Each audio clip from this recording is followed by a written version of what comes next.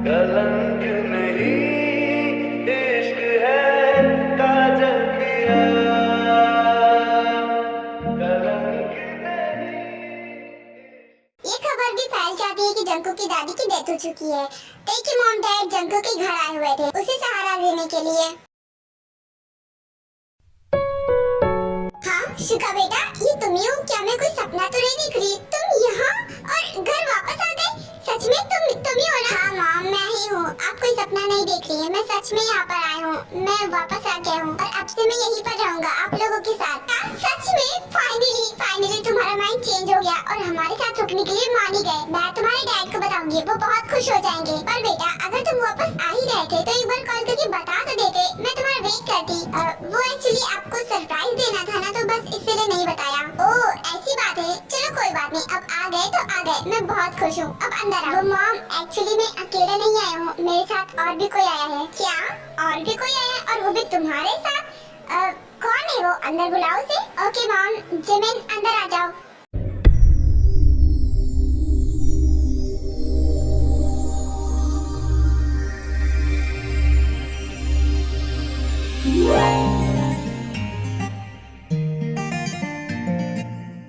हाँ बेटा ये कौन है? क्या ये तुम्हारी फ्रेंड है? मॉम ये मेरी फ्रेंड नहीं है, ये मेरी गर्लफ्रेंड है मॉम। और हम दोनों एक दूसरे से बहुत प्यार करते हैं, इतना कि हम दोनों शादी करने वाले हैं। एक्चुअली हम दोनों सेम ही कॉलेज में पढ़ते हैं और पढ़ते पढ़ते धीरे धीरे मुझे जिमिन से प्यार हो गया और मैं उसे बहुत ज्यादा प्यार करता हूँ मॉम। मैं उसे शादी करने वाला हूँ। वो अपनी फैमिली छोड़कर मेरे पास आई है, मैं उसे भगा कर लेकर आया हूँ मॉम। शुगा आर यू मैड? तुम्हारा दिमाग क्या घास चढ़ने के लिए क्या है? ऐसी हरकत तुम कैसे कर सकते हो? तुम कोरिया से एक लड़की को उसकी फैमिली से भगा कर ले आए? सच में? मॉम मेरी पूरी बात तो सुनिए, मैं ऐसा हरगिज़ नहीं करता, लेकिन इसके पीछे भी एक बड़ा रीजन है। वो एक्चुअली जिमिन के फैमिली वाले हमारी शादी के लिए मान ही नहीं रहे थे। इनफैक्ट वो जिमिन की शादी कहीं और कर रहे थे और मैं ऐसा होते हुए कैसे देख सकता था, क्योंकि हम दोनों एक दूसरे से बहुत प्यार करते थे और इसीलिए हमने इतना बड़ा फैसला लिया और वहाँ से भागकर यहाँ पर आ गए। शुगा ये तुमने बहुत गलत किया। याद है ना तुम्हारे डैड ने क्या कहा था? इन सब चीजों पर फोकस मत करना, ओनली स्टडी, और इसीलिए हमने तुम्हें वहाँ भेजा था। लेकिन तुम वही गलती कर बैठे। अब मैं तुम्हारे डैड को क्या जवाब दूंगी? वो तो तुम्हें पहले ही कोरिया भेजने के लिए राजी नहीं थे, बिकॉज उन्हें पता था कि तुम यही सब गलती करोगे। तुम पढ़ाई पर बिल्कुल भी फोकस नहीं करोगे और तुमने सच में वैसा ही किया। अब ये जानकर कि तुमने ऐसा किया है ना, तुम्हारे डैड तुम पर इतना ज्यादा गुस्सा करेंगे कि मैं क्या ही बताऊं। ऊपर से तुम एक लड़की को भगा कर यहाँ पर लेकर आए हो, ये जानकर ना वो तुम्हारा भरता ही बना देंगे। और मैं जिमिन से बहुत प्यार करता हूँ और मैं उसके बिना नहीं रह सकता। और डैड को कैसे मनाना है वो आप जाने, वो काम मैं आप पर छोड़ता हूँ। शुगा मैं तुम्हारा क्या करूँ? मुझे कुछ भी समझ में नहीं आ रहा। तुमने तो मुझे बहुत मुश्किल में फंसा दिया है। मैं कैसे मनाऊंगी तुम्हारे डैड को? आंटी मैं जानती हूँ कि ये आपके लिए बहुत बड़ा शौक है एंड मैं शुगा से कह रही थी कि वो आप लोगों को बहुत पहले सच बता दे, लेकिन उसने बताया नहीं। I am really sorry. लेकिन शुगा ने एक बात बिल्कुल सही कही है कि हम दोनों एक दूसरे से बहुत प्यार करते हैं। हम दोनों एक दूसरे से सच में बहुत प्यार करते हैं आंटी, और एक दूसरे के बिना नहीं रह सकते। मैंने शुगा के बारे में अपने मॉम डैड से बात भी की थी, उन्हें कन्विंस करने की कोशिश भी की थी, लेकिन वो हमारे रिश्ते के लिए नहीं माने, बिकॉज मेरे मॉम डैड लव मैरिज के खिलाफ है। उन्होंने मेरी दीदी की शादी भी अरेंज मैरिज करवाई है, इसलिए वो मेरी भी अरेंज मैरिज करवाना चाहते थे।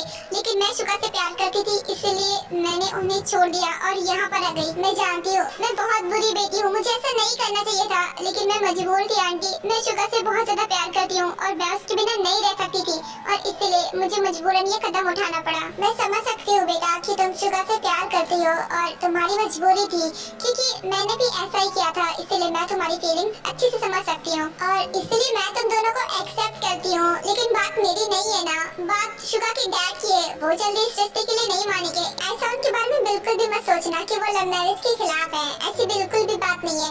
वो एक्चुअली वो तो बस चाहते थे कि शुगा अभी अपनी पढ़ाई पर फोकस करे, क्योंकि अगर वो इन सब चक्करों में पड़ जाता तो वो पढ़ाई पर फोकस नहीं कर पाता। बस इसलिए वो चाहते थे कि वो बस पढ़ाई पर फोकस करे। और एक तो इस बेवकूफ ने इतनी बड़ी गलती कर दी है, तुम्हें यहाँ पर भगा कर लेकर आया है, इससे वो और भी ज्यादा नाराज हो जाएंगे। मैं जा रहा हूँ जिमिन से शादी करने के लिए, क्योंकि अगर एक बार शादी हो गई ना तो डैड कुछ भी नहीं कर सकते, उन्हें जिमिन को एक्सेप्ट करना ही होगा। और अगर फिर भी नहीं माने ना तो मेरे पास बहुत सारे तरीके हैं जिससे मैं उन्हें मना सकता हूँ। अच्छा जरा मुझे भी बताना कि ऐसा कौन सा तरीका है जिससे तुम मुझे मना लोगे, क्योंकि जो तुमने कांड किया है ना उसके लिए तो मैं तुम्हें जिंदा नहीं छोड़ने वाला। बेटा शुगा मैंने तुझसे क्या बोला था कि वहाँ जाकर सिर्फ अपनी स्टडी पर फोकस करना, इन सब चक्करों में तुझे नहीं फंसना रखना है, लेकिन तूने वही काम किया। मैं तुझे डैड प्लीज ये क्या कर रहे हैं? गर्लफ्रेंड के सामने तो मत मारिए, उसके सामने इंसल्ट हो रही है। आप ये क्या करें? वो आज ही घर आया है और आज ही आप उसे मारने लगे। तुम तो चुप ही करो, ये सब तुम्हारी गलती है। तुम्हारे कहने पर मैंने इसे कोरिया जाने ही दिया था। मैंने ये तो नहीं कहा था कि ये सब करना है। और तुम शुगा, तुम्हें तो मैं आज छोड़ूंगा नहीं। तुम्हारे दोनों टांगे तोड़ न दी ना तो देखना। मैं अपने बेटे से बात कर रहा हूँ, तो तुम साइड हो जाओ। आप बात कहाँ कर रहे हैं डैड? आप तो मुझे बजाए जा रहे हैं। एक बार मेरी बात तो सुन लीजिए। तुम तो चुप ही करो, मैं तुम्हें नहीं छोड़ूंगा। एक तो इतना बड़ा कांड किए बैठे हो, ऊपर से मेरे सामने इतनी ऊंची आवाज में बात कर रहे हो। अंकल प्लीज, मैं जानती हूँ कि मेरा बीच में बोलने का कोई हक नहीं है, पर हमारी शादी करवा दीजिए, क्योंकि हम बहुत बड़ी मुसीबत में फंसे हुए हैं। हमारी मजबूरी है, प्लीज हमारी शादी करवा दीजिए। ओह मजबूरी, जरा मुझे बताओगी वो कैसी मजबूरी है? मजबूरी यही ना कि तुम अपनी फैमिली को छोड़कर यहाँ चली आई हो? नहीं अंकल, बात सिर्फ इतनी नहीं है, बहुत बड़ी मजबूरी है। वो एक्चुअली अंकल, मैं प्रेग्नेंट हूँ।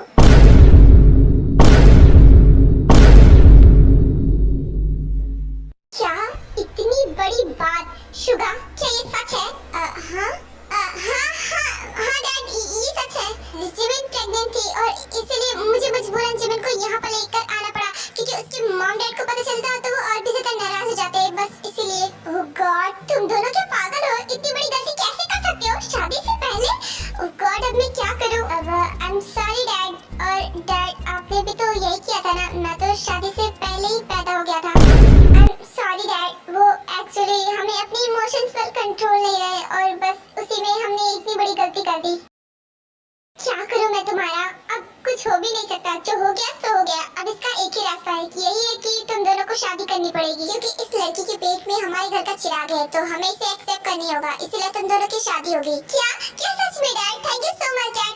तो डैड, हमें कब शादी करनी है, आज या फिर कल? क्योंकि मुझसे वेट नहीं हो रहा, मैं जल्द से जल्द जिमिन से शादी करना चाहता हूँ। बेशरम कहीं का, बिल्कुल अपने बाप पर गया है। देखो, आज तो तुम दोनों यहाँ पर आए हो, इसलिए बहुत थक गए होगे, जाकर रूम में रेस्ट करो, कल तुम्हारी शादी होगी। Okay okay, thank you so much mom. Jimin बेटा जाओ, अब तुम रेस्ट कर लो, क्योंकि कल शादी है तो कल बहुत ज्यादा थक जाओगी, और तुम्हारा बेबी भी तो है ना, वो भी थक जाएगा, इसलिए आज तुम खूब रेस्ट कर लो। शुगा बेटा जाओ और जिमिन को अपने रूम में ले जाओ। जी मॉम, आपने बिल्कुल सही कहा, जिमिन को रेस्ट करने की जरूरत है, और मुझे भी। चलो जिमिन। हाँ ठीक है, चलो।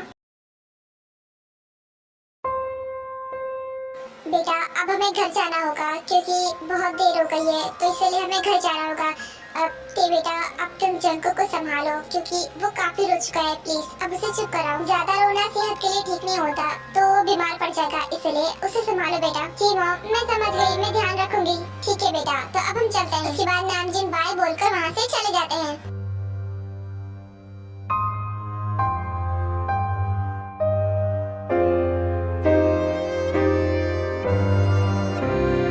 देखिए बस, अब बस करिए, अब सुबह से लगातार रो ही जा रहे हैं। अगर आप ऐसा करेंगे तो आपकी तबीयत खराब हो जाएगी, प्लीज चुप हो जाइए।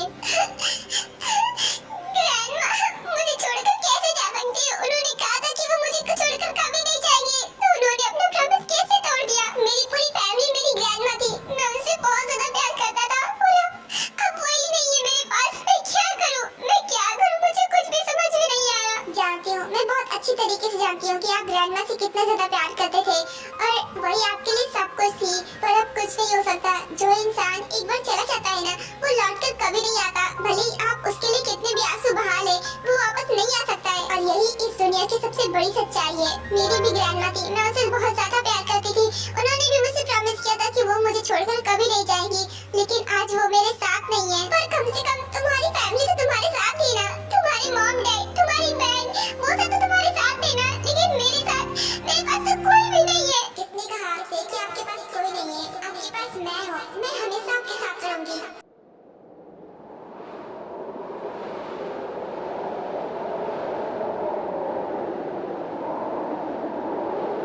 मैं हमेशा आपके साथ रहूंगी और हमेशा आपका साथ दूंगी, आपका ख्याल रखूंगी, आपको कभी भी दादी की कमी महसूस नहीं होने दूंगी। आई नो कि फिर भी आपको ग्रैंडमा की याद आएगी, लेकिन ट्रस्ट मी, मैं अपनी तरफ से पूरी कोशिश करूंगी इस रिश्ते को निभाने की। क्या तुम सच कह रही हो? तुम मुझे छोड़कर कभी नहीं जाओगी? तुम हमेशा मेरे साथ रहोगी? हाँ, मैं आपसे वादा करती हूँ कि मैं आपको छोड़कर कभी नहीं जाऊंगी।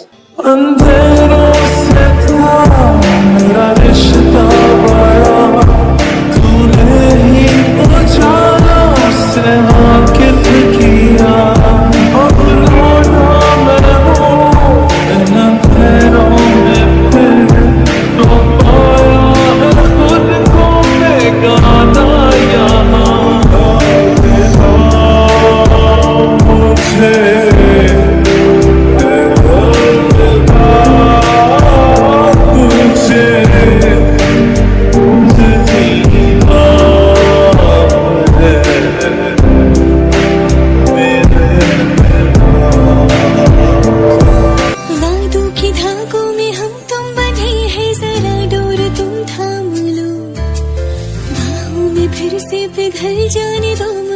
प्यार से मेरा नाम लो।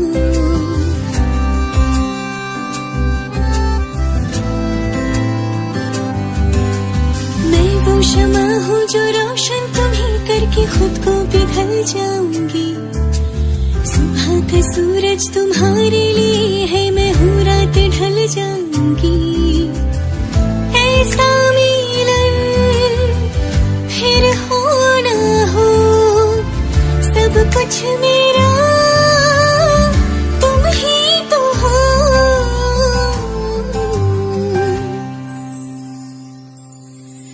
बेपनाह प्यार है, आजा